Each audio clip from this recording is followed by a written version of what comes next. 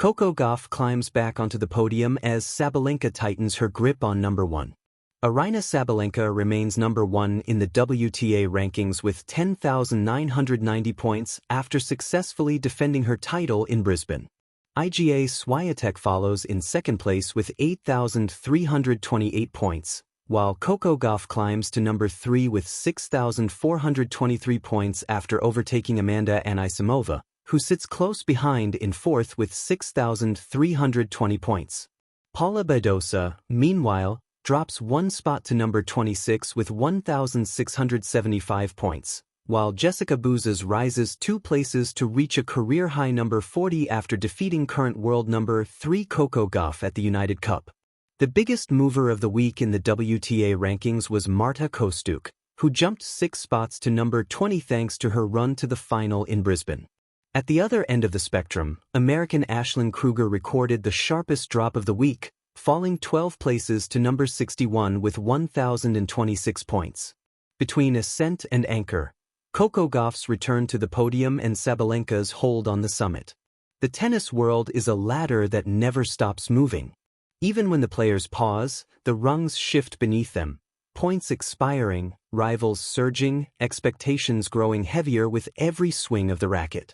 In this restless ecosystem, 2 figures stand in sharp, illuminating contrast: Coco Gauff, climbing back onto the podium with youth-fueled resolve, and Aryna Sabalenka, tightening her grip on the number 1 ranking like a climber anchoring herself at the peak. Their stories do not cancel each other out. They echo.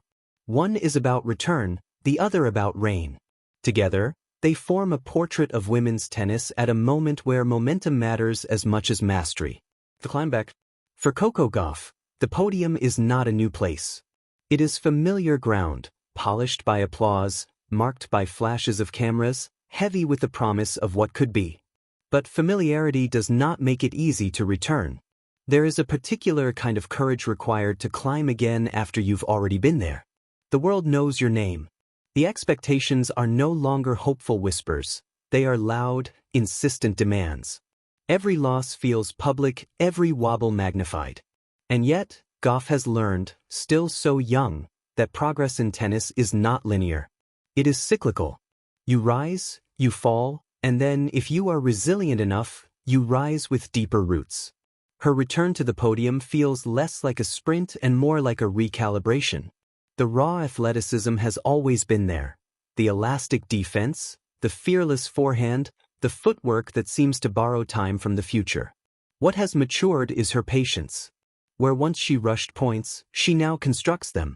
Where frustration used to leak through her body language, there is now a steadier gaze, an understanding that matches are not won in highlights alone but in the quiet accumulation of smart decisions.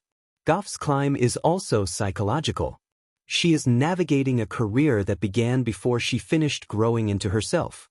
Each season asks her to redefine who she is, not just as a player, but as a competitor capable of carrying both belief and doubt in the same bag. Her return to the podium is not a declaration that the journey is over. It is proof that she knows how to continue. The weight of staying there. If climbing back is one kind of challenge, staying on top is another entirely. Aryna Sabalenka's tightening grip on the number 1 ranking is not flashy in the way ascents often are. It is methodical, relentless. There is a quiet menace in consistency at the elite level, a reminder that dominance does not always roar, sometimes it simply refuses to leave.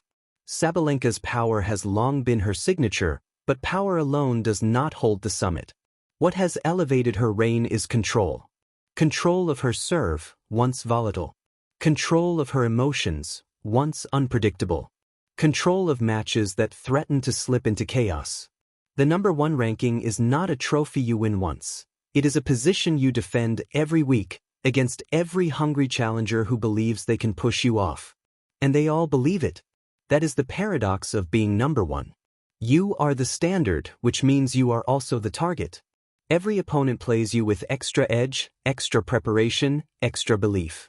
Sabalenka's tightening grip is therefore an act of resistance. Against fatigue. Against pressure. Against the creeping doubt that comes when you have everything to lose. Her game reflects that resistance. The serves land with authority. The ground strokes carry not just pace, but intent. She does not merely react to the tour, she dictates terms. In doing so, she turns the ranking from a fragile number into a statement. To reach the top is impressive, to stay there is an art. Two paths, one moment.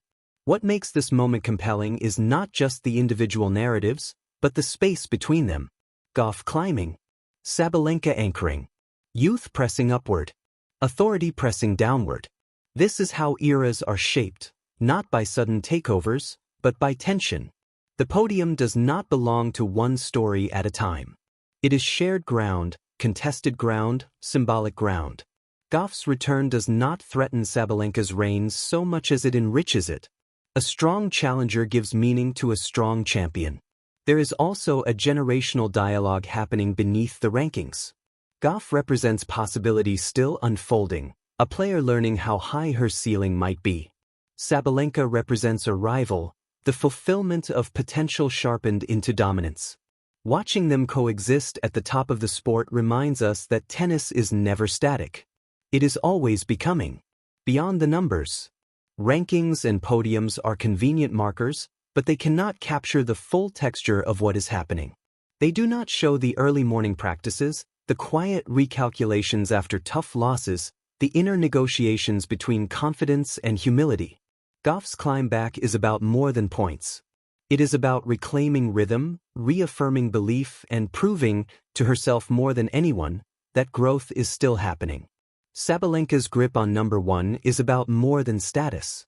It is about sustainability, about learning how to win not just with fire, but with balance. Together, they remind us why tennis captivates. Because it is both solitary and shared. Because every ascent invites resistance. Because every reign is temporary, and every return carries the promise of something new. The podium reimagined. In the end, the podium is not a finish line. It is a snapshot. Coco Gauff stands on it again, not as a prodigy chasing validation, but as a competitor shaping her own trajectory. Aryna Sabalenka stands above it, not as a fleeting champion, but as a force determined to define her era. One climbs, one holds.